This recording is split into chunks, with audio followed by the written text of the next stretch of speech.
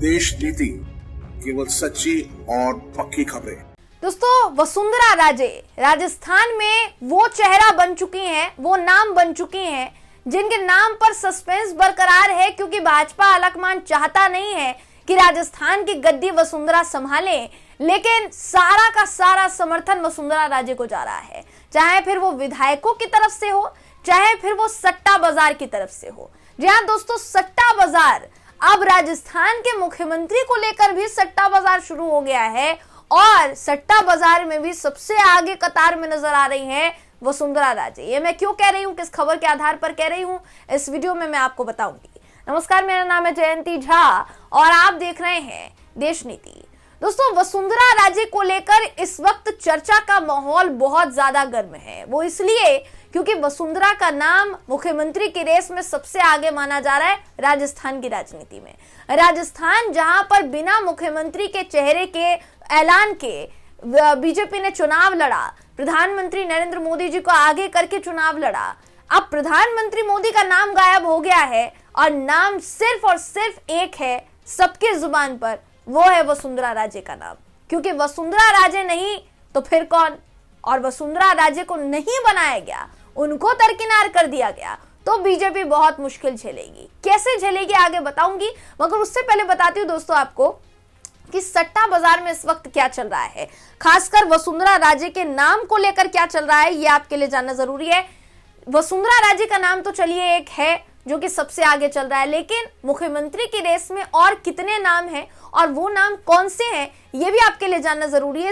इसलिए इस वीडियो में मैं आपको ये बताऊंगी। दोस्तों देखिए, फलौदी सट्टा बाजार में पूर्व सीएम वसुंधरा राजे सिंधिया, बाबा बालकनाथ, ओम बिरला और अश्विनी वैष्णव को मुख्यमंत्री पद की कतार में देखा जा रहा है। ये चार नाम जो है दोस्तों, इन चारों नामों में से अगर मैं बीजेपी आलाकमान की बात करूं तो वो अश्विनी वैष्णव और सीधे तौर पर ओम बिरला के नाम पर सहमति जता सकते हैं। ओम बिरला अभी इस वक्त लोकसभा के स्पीकर हैं और उनका कार्यकाल हो सकता है कि मई में खत्म हो जाए, तो उनको बनाया जा सकता है, लेकिन उन पर दांव ना लगाने से अच्छा बीजेपी अश्विनी वैष्णव को हो सकता है बनाए, क्योंकि वसुंधरा राजे नहीं तो फिर अश्विनी वैष्णव को बनाया जा सकता है। लेकिन वसुंधरा राजे को दरकिनार करना इतना आसान नहीं है, क्योंकि सट्टा बाजार में जहां इन चार नामों की चर्चा हो रही है, उन चार नामों में भी सबसे आगे नाम है वसुंधरा राजे का। दोस्तों आपकी स्क्रीन पर जो खबर है, उस खबर के मुताबिक जिस कतार की बात यहां पर मैं कर रही हूं, उसमें वसुंधरा के भाव जो है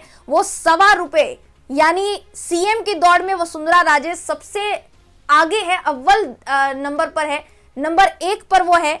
और वहीं दूसरी तरफ बात की जाए बाबा बालकनाथ की, जो कि इस रेस से बाहर हो गए हैं, कैसे आपको बताऊंगी। अगर उनकी बात की जाए तो बाबा बालकनाथ के नाम पर ₹2.5 और तीसरे नाम पर दोस्तों ओम बिरला जो है, ओम बिरला के नाम पर 3 से ₹3.5 तकरीबन लगाए गए हैं, ये बताया जा रहा है। तो ये जो पूरा सट्टा बाजार है, इस पर अगर बात की जाए तो अश्विनी वैष्णव के नाम पर 5 से ₹5.5 तकरीबन 5, ₹5.5, ₹5.25 जो है वो भाव के आकलन से लगाए जा रहे हैं। चौथे नंबर पर अश्विनी वैष्णव को माना जा रहा है। तो सट्टा बाजार की अगर बात की जाए तो उसमें सबसे आगे वसुंधरा राजे हैं, यानी वसुंधरा राजे को सीएम बनते सट्टा बाजार में भी अब दाव पेच खेलने शुरू हो गए हैं।